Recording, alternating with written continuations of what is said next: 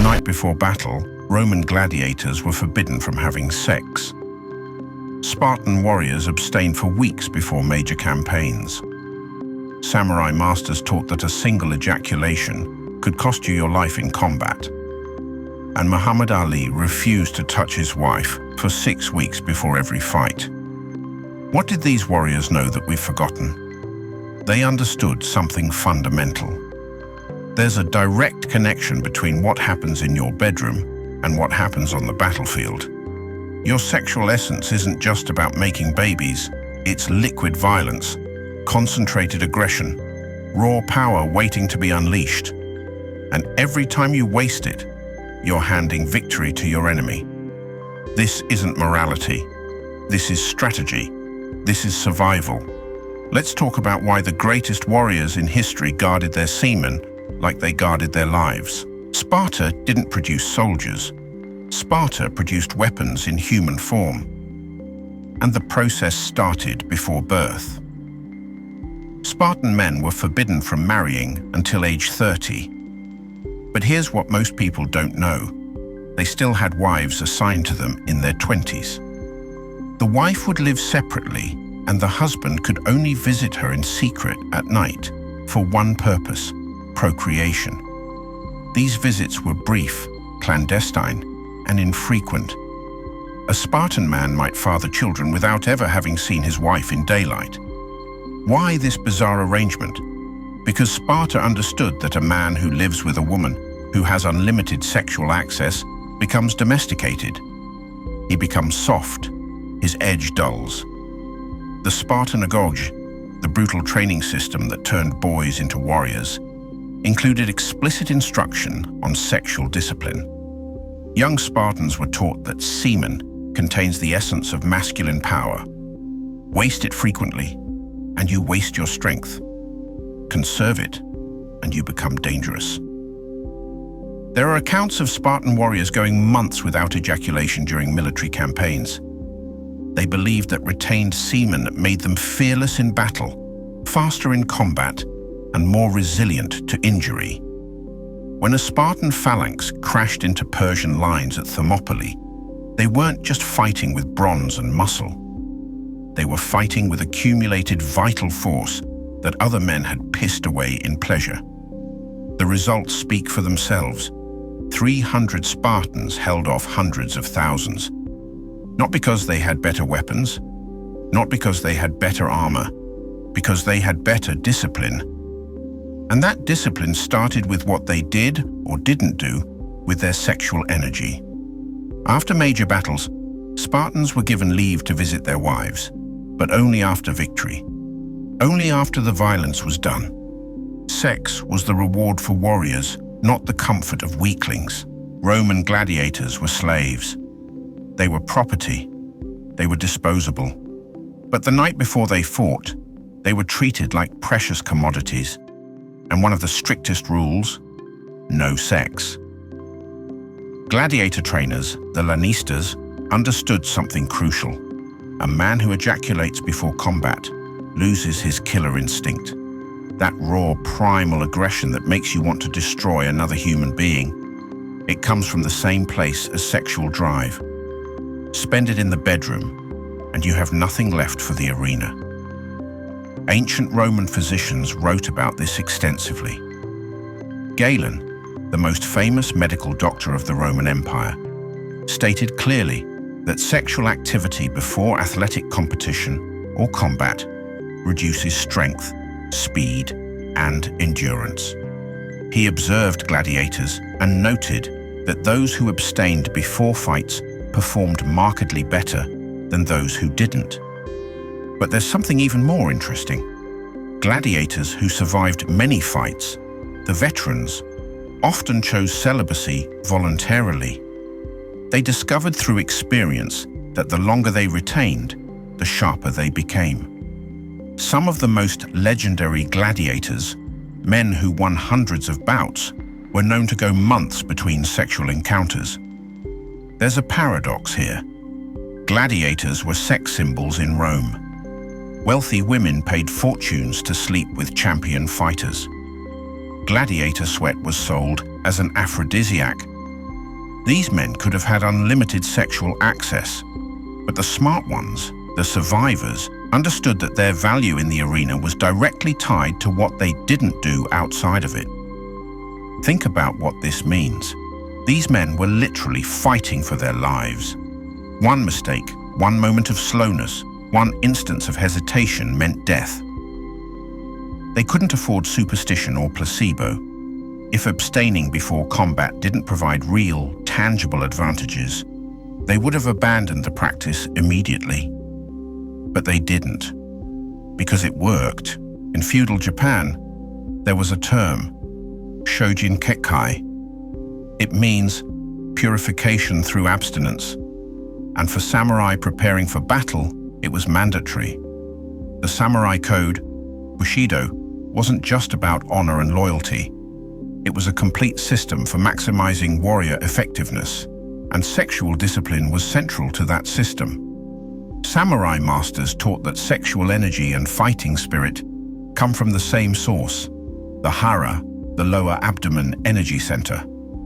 They called this energy ki in Japanese, the same concept as chi in Chinese. Every ejaculation depleted your ki. Enter battle with depleted ki and you're already dead. Miyamoto Musashi, perhaps the greatest swordsman who ever lived, remained celibate his entire life. He fought over 60 duels and never lost. His book, The Book of Five Rings, emphasizes total focus and freedom from distraction. Women, he wrote, are the greatest distraction a warrior can face. The samurai also practiced specific techniques, sitting meditation in freezing waterfalls to control sexual urges, breathing exercises to redirect sexual energy from the genitals to the head, even specific postures and movements designed to lock the sexual essence inside the body. But here's what's fascinating. The samurai weren't afraid of sex. Many had wives and concubines. But they treated sexual activity like they treated sake, something to be consumed rarely, ceremonially, with full consciousness. Never casually, never compulsively. There are accounts of samurai who, upon receiving orders for battle, would immediately move to separate quarters away from their wives. Some wouldn't even say goodbye, because the sight and smell of their woman might trigger desire. They understood that in combat, a single moment of distraction costs you your head, literally. The samurai also connected semen retention to their spiritual practices. Zen Buddhism, which heavily influenced samurai culture, taught that enlightenment requires transmuting sexual energy into spiritual awakening. A samurai who mastered both sword and semen mastered life and death itself.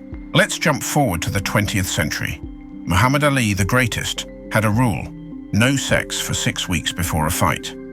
Ali was open about this. He talked about it in interviews. He said that sex weakened his legs, slowed his reflexes, and reduced his aggression.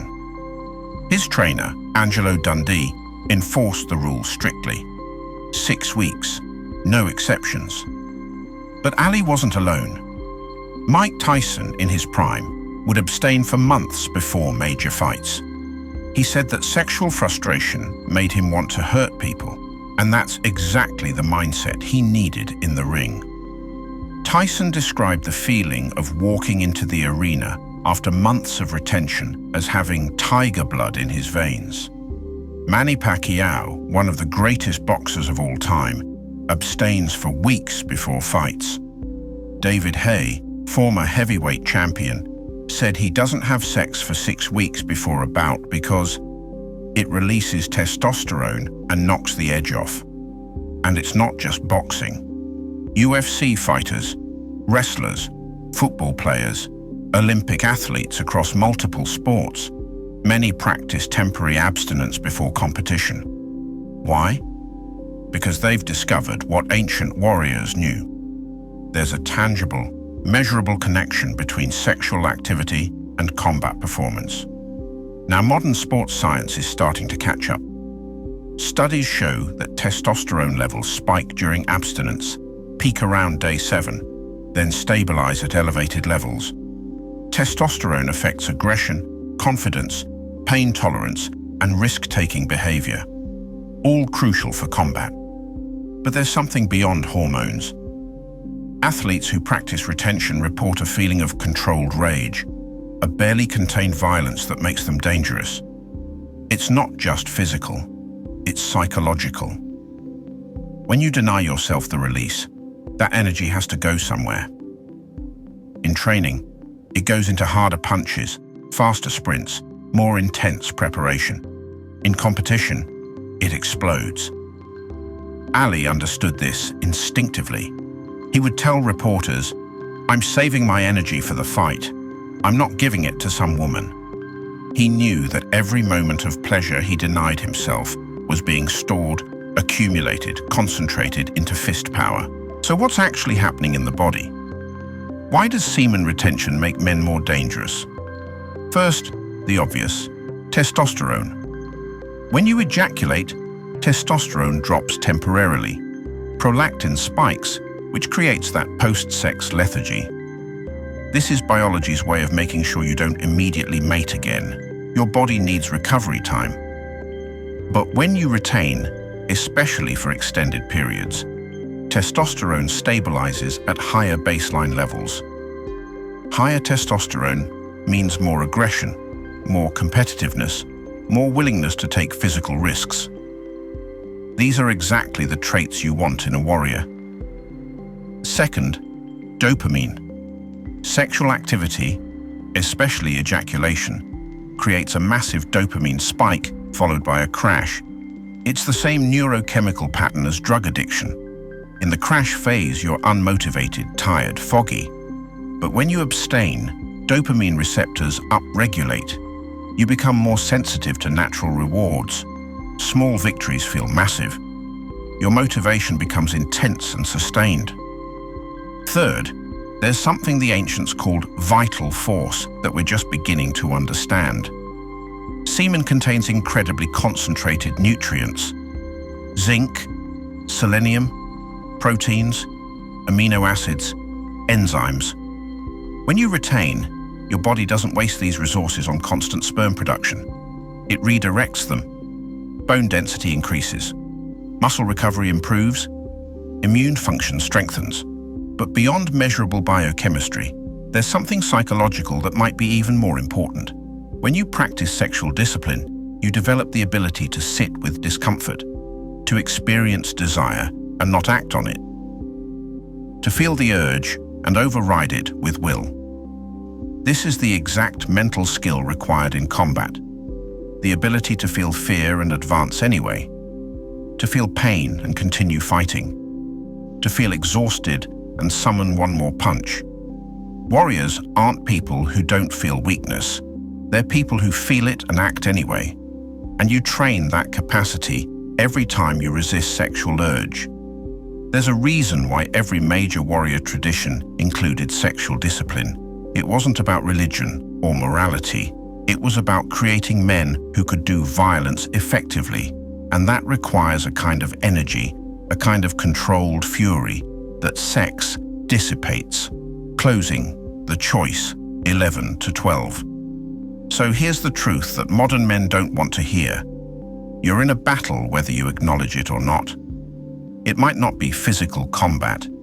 You're probably not going to die by the sword, but you're competing for resources, for status, for respect, for women, for survival, and every other man is your competition. The question is simple. Are you going to enter that competition having spent your vital force on temporary pleasure? Or are you going to enter it fully loaded, dangerous, ready to dominate? The ancient warriors didn't have a choice. Weakness meant death. Sexual indiscipline meant defeat. So they learned to transmute pleasure into power. They learned that the price of unlimited sex is limited success. You have the same choice they did. You can be like most men, comfortable, satisfied, mediocre, weak. Or you can be like the warriors, hungry, disciplined, exceptional, dangerous. The Spartans chose power over pleasure and became legendary. The gladiators chose survival over satisfaction and lived to fight another day. The samurai chose mastery over momentary release and achieved perfection. Muhammad Ali chose greatness over gratification and became the greatest. What will you choose?